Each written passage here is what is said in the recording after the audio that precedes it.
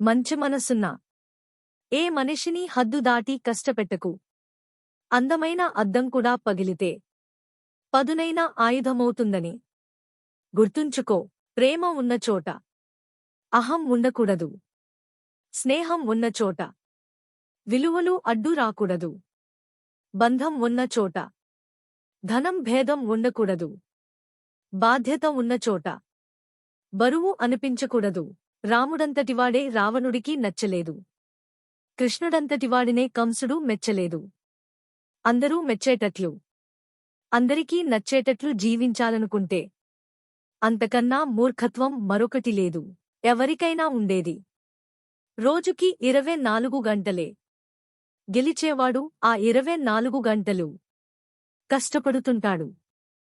ఓడేవాడు ఆ 24 గంటలు ఎలా కష్టపడాలా అని ఆలోచిస్తుంటాడు. అదే తేడా.